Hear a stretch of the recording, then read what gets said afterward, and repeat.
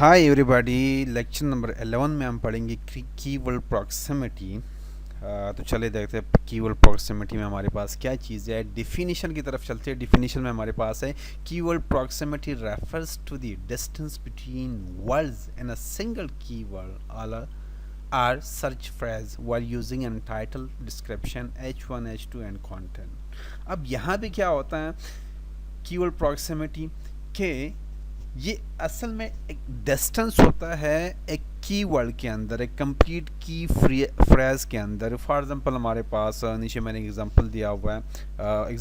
Example की तरफ बाद में जाते हैं, लेकिन हम नॉर्मली जो हमारे कीवर्ड की फ्रेजेस वगैरह डिफरेंट लोकेशन पे यूज़ करते हैं कंटेंट ऑप्टिमाइजेशन के लिए या वेब पेज ऑप्टिमाइजेशन के लिए, तो हम टाइटल के अंदर यूज़ करते हैं, डिस्क्रिप्शन में यूज़ करते हैं, H1 H2 टैग्स है, फिर कंटेंट के अंदर यूज़ करते हैं।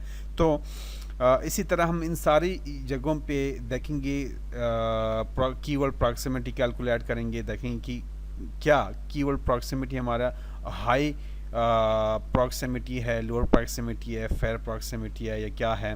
तो एग्जांपल की तरफ चलते कि हमारे पास रियल टाइम डिफरेंस क्या चीज़ है कीवर्ड प्रॉक्सिमिटी का। यहाँ पे मैंने एग्जांपल दिया हुआ है I am done with keyword proximity and lecture number 10। अब यहाँ पे देखिए, यहाँ पे मेरे पास फॉर एग्जांपल की फ्रेज जो है वो कीवर्ड प्रॉक्सिमिटी है। अब यहाँ पे दोनों के बीच में डिफरेंस कोई नहीं है, इसका मतलब है दोनों को एक साथ यूज़ किया हुआ है। कीवर्ड है और उसके बाद प्रॉक्सिमिटी यूज़ किया हुआ है। अब इसके बाद जो सेकंड एग्जांपल है उसमें मैंने लिखा हुआ है my focus is on keywords and their proximity and lecture number 10। अब यहाँ पे जो डिफरेंस है बिटवीन कीवर्ड्स है वो दो वर्ड्स आ जाता है, तो इस डिफरेंस को कीवर्ड प्रॉक्सिमिटी कहते होते हैं। तो यहाँ पे ज़्यादा डिफरेंस है, यहाँ पे डिफरेंस बहुत कम है। तो एडवाइस किया जाता है कि आप कोशिश क्या करें जहाँ पे आप keyword proximity, high keyword proximity आप मेंटेन रखने की कोशिश करें कहीं कहीं पे। और उसकी एक दो तीन कॉन्सेप्ट आते हैं, अगली स्लाइड में मैं बताऊंगा किस तरह होता है। तो हाई कीवर्ड प्रॉक्सिमिटी या स्ट्रॉन्ग कीवर्ड प्रॉक्सिमिटी को मेंटेन रखने के लिए आपको क्या करना पड़ता है, कीवर्ड को एक साथ, की फ्रेज को एक साथ लिखना पड़ता है आपको, सारे टाइटल में भी, डिस्क्रिप्शन में भी, और कंसिस्टेंसी आपको जहाँ जहाँ पे आपको ज़रूरत पड़ती है कंटेंट के अंदर। अच्छा, distance the number of words in between them, ये मैंने बता दिया कि जो डिस्टेंस है दो उन कीवर्ड्स के अंदर जो बकाया वर्ड्स आ जाते हैं उनको देखा जाता है कितनी वर्ड्स आ जाती है, वो डिस्टेंस आपका बन जाता है। अगले में है words and a key phrase should be kept together to maintain high proximity. ये मैंने ऑलरेडी बता दिया कि हाई प्रॉक्सिमिटी मेंटेन रखने के लिए आपको क्या करना पड़ता है, वर्ड्स को एक साथ रखने पड़ते हैं, वर्ड्स को एक साथ आपको लिखने पड़ते हैं। अच्छा, यहाँ पे हमारे पास दो तीन कॉन्सेप्ट है जो कि बहुत ही इम्पॉर्टेंट है कीवर्ड प्रॉक्सिमिटी के अंदर। और सबसे पहले उसके अंदर हमारे पास क्लोज प्रॉक्सिमिटी है। क्लोज प्रॉक्सिमिटी हमारे पास क्या चीज़ है, अगर पिछले स्लाइड में फॉर एग्जांपल हम जाते हैं, ये मैंने दो यूज़ कर दिए, तो कीवर्ड प्रॉक्सिमिटी, ठीक है, तो ये दोनों वर्ड एक साथ मैंने यूज़ किया, इसका मतलब है कि there is no difference between key phrase and between two, जो दो वर्ड्स मैंने यूज़ किए वो साथ है, एक साथ है, उनके बीच में कोई और तीसरा वर्ड नहीं आ रहा, तो इसका मतलब है कि क्लोज प्रॉक्सिमिटी इसके अंदर है। और मैंने एग्जांपल भी दिया हुआ है एक कंप्लीट सेंटेंस के अंदर। For example, we are number 1 market place of iPhone cases. For example iPhone cases है और इनको मैंने यूज़ करना है टाइटल के अंदर फॉर एग्जांपल, ठीक है। तो यहाँ पे इन दोनों को मैंने एक साथ यूज़ किया हुआ है, तो इसका मतलब है कि मैंने हाई कीवर्ड प्रॉक्सिमिटी मेंटेन रखी है, नंबर 1। और सेकंड, उसको कहा जाता है क्लोज कीवर्ड प्रॉक्सिमिटी, ठीक है। अच्छा, दूसरा हमारे पास है फेयर प्रॉक्सिमिटी। अभी फेयर प्रॉक्सिमिटी क्या है कि अगर थोड़ा सा डिस्टेंस हो, ज़्यादा हो, कुछ और वर्ड्स बीच में आ जाए की फ्रेज के अंदर, तो आपकी क्लोज प्रॉक्सिमिटी से वो चेंज हो जाती है फेयर प्रॉक्सिमिटी। मतलब ठीक है, फाइन है, ये भी चल सकता है, काफ़ी जगहों पे हम यूज़ करते होते हैं फेयर प्रॉक्सिमिटी। तो यहाँ पे एग्जांपल है we are number 1 market place of iPhone with all types of and their cases, कि हम सारे आईफोन को भी रखते हैं, उनकी केसेस भी रखते हैं। तो यहाँ पे हमने फेयर प्रॉक्सिमिटी को मेंटेन रखा हुआ है। तो सम टाइम ये होता है कि आप जब करते होते हैं कंटेंट के अंदर, नॉर्मली टाइटल के अंदर तो देखा जाता है कि हम प्रॉक्सिमिटी को क्लोज प्रॉक्सिमिटी में रख के कीवर्ड को एक साथ रखा जाए, लेकिन कभी कभार ऐसा होता है जब हम कंटेंट ऑप्टिमाइजेशन करते हैं तो कंटेंट के अंदर हमारे पास कुछ कीवर्ड या की फ्रेजेस या वेरिएटेड कीवर्ड जब हम यूज़ करते हैं तो उसके अंदर हमारे पास फेयर प्रॉक्सिमिटी आ जाती है। आज तीसरा कॉन्सेप्ट यहाँ पे हमारे पास आ जाता है जो कि बहुत ही इम्पॉर्टेंट है, इसको समझिएगा, वो है सेमेंटिक कीवर्ड्स का। सेमेंटिक कीवर्ड्स को नॉर्मली हम कहते होते हैं एलएसआई कीवर्ड्स प्रॉक्सिमिटी, या एलएसआई को कहते थे लेटेंट सर्च इंडेक्सिंग।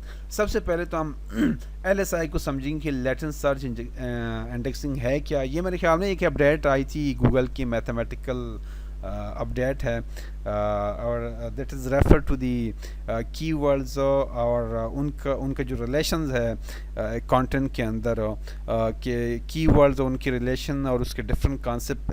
एक कीवर्ड है फॉर एग्जांपल कोई भी कीवर्ड, कोई मोबाइल फ़ोन है और इसके डिफरेंट मीनिंग बनते होते हैं। तो मोबाइल फ़ोन के अंदर जितने भी फ़ोन्स आते रहते हैं, हर फ़ोन को अलग-अलग नेम अगर आप दे दिया जाए, या फॉर एग्जांपल ये इसको हम नहीं कहते होते, यहाँ पे देखते हैं मैंने एग्जांपल दिया होगा, LSI refer to the method used for the relation between words and concepts. ये रिलेशन है वर्ड्स और कॉन्सेप्ट्स के बीच में है। जो कीवर्ड्स, मतलब ये वर्ड्स को कीवर्ड यहाँ पे कहते हैं, कहीं आप जो कंटेंट के अंदर आपने कीवर्ड यूज़ किए हैं वो ये रिलेशन है between those keyword and concepts. It's the alternate terms for synonyms are similar words, और ये इनको नॉर्मली जो LSI है लेटेंट सर्च इंडेक्सिंग, ये अल्टरनेट वर्ड्स हैं। अल्टरनेट वर्ड्स भी आपको कह सकते हो, synonyms of the same words भी कह सकते हो। मतलब सम टाइम हमारे पास ये होता है कि एक चीज़ की, एक प्रोडक्ट की या एक ही चीज़ के मल्टीपल नाम्स हो सकते हैं। तो यहाँ पे सिंपल कॉन्सेप्ट ये है कि कंटेंट, जब आप कंटेंट ऑप्टिमाइजेशन करते हो और उसके अंदर आपने कीवर्ड प्रॉक्सिमिटी मेंटेन रखते हो, तो कीवर्ड प्रॉक्सिमिटी के अंदर आपने LSI semantic keyword proximity maintain को भी आप कोशिश करें कि मेंटेन रखें। फॉर एग्ज़ाम्पल मैं यहाँ पे फॉर एग्ज़ाम्पल हमारे पास मैंने दिया हुआ है Google as search engine, iPhone as mobile phone, Mercedes Benz as a luxury car. अब यहाँ पे देखिए हमारे पास गूगल है, तो गूगल का अल्टरनेट, गूगल के लिए हम सर्च इंजन का वर्ड यूज़ करते हैं, ठीक है। आईफोन है तो मोबाइल के, तो आईफोन के लिए हम मोबाइल फ़ोन का वर्ड यूज़ करते हैं। तो कंटेंट के अंदर अगर आपने आईफोन यूज़ किया हुआ है तो गूगल का जो बॉट है वो ये भी कंसिडर करेगा। पॉसिबली आपने अगर आईफोन यूज़ किया हुआ है तो आईफोन वाले कंटेंट के अंदर मोबाइल फ़ोन का वर्ड भी होगा कहीं ना कहीं। अच्छा, मर्सिडीज़ बेंज है तो मर्सिडीज़ बेंज के अंदर लग्जरी कार, तो मर्सिडीज़ बेंज लग्जरी कार है, तो ये भी मतलब आप उसको तो ये सारे कॉन्सेप्ट बन जाते हैं आपके LSI के। If your content contain the word luxury cars, Google will Google expect करेगा to see the words like Audi, BMW, Mercedes। For example मैं इसका एक रियल एग्जांपल हम कर देते हैं, ठीक है। टू टाइप्स का हम यहाँ पे रियल टाइम इन दोनों चीज़ों को हम देखते हैं। फॉर एग्जांपल हमारे पास हम जाते हैं सर्च पे और यहाँ पे हम देखते हैं, अच्छा यहाँ पे हमारे पास हम आते हैं। फॉर एग्जांपल यहाँ पे मैंने यहाँ पे list of luxury cars query की है। अब देखिएगा मेरे पास जब मैंने लिस्ट ऑफ लग्जरी कार कर दिया तो यहाँ पे मेरे पास लिस्ट ऑफ लग्जरी कार के अंदर गूगल समझ गया कि लग्जरी कार कौन कौन से हो सकते हैं। तो मर्सिडीज़ एस क्लास है, बेंटली अजीब सा नाम है, रेंज रोवर है, रोल्स रॉयस है, गोस्ट, BMW 7 है, जैगुआर है। तो ये काफ़ी सारे मतलब जितनी भी लग्जरी कार्स है उनकी लिस्ट गूगल ने बना के दी हुई है, ठीक है। नीचे हम आ जाते हैं कैटेगरी लग्जरी व्हीकल। अच्छा, लग्जरी कार, अब यहाँ पे व्हीकल है, गूगल मैंने यहाँ पे कार लिखा हुआ है, ठीक है। तो गूगल ये समझता है कि कार का अल्टरनेट मतलब व्हीकल ही होता है, ठीक है। तो ये एक LSI कॉन्सेप्ट, ये भी एक LSI कॉन्सेप्ट है, ठीक है। तो गूगल समझ गया, उस क्यूरी को इंटरप्रेट किया कि vehicle and luxury car both are same meaning same thing. तो यूज़र जो है वो असल में यूज़र का माइंड जिस तरह होता है, सेमेंटिक सर्च जिसको हम कहते हैं, जो लेटेस्ट हमारे पास अपडेट आ रही हैं आई हुई है हैमिंग बर्ड की, और उसके अंदर सेमेंटिक वेब या 3.0 की जो जितने भी कॉन्सेप्ट हैं, तो यहाँ पे ये जो LSI प्रॉक्सिमिटी या LSI की वर्ड्स है, ये उस चीज़ को ज़्यादा रिफ्लेक्ट करता है। और ये अगर आप कंटेंट के अंदर इस चीज़ को मेंटेन रखते हैं तो आप मतलब कि 100% जो गूगल का हैमिंग बर्ड के कॉन्सेप्ट्स हैं उनके साथ आप मैप करके जा रहे हो। अच्छा, आगे चलते हैं। यहाँ पे हमारे पास दूसरा एग्जांपल मैंने दिया हुआ है, content having top 10 search engine. अगर मैं गूगल के अंदर टॉप 10 सर्च इंजन कर देता हूँ, फॉर एग्जांपल वंस अगेन मैं यहाँ पे कर देता हूँ टॉप 10।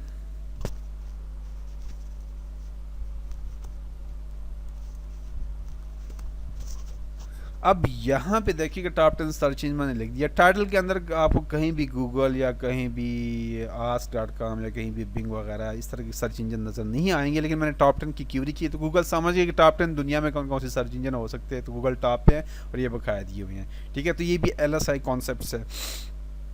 अच्छा जी, यहाँ पे लेक्चर हमारा ख़त्म होता है, और अगले लेक्चर के लिए हमारे साथ रहिएगा। हमारे चैनल डिजिटल गाइड को सब्सक्राइब कीजिएगा और हमारे वेबसाइट को भी विज़िट कीजिएगा for to read more article related to digital marketing, digitalguide.com।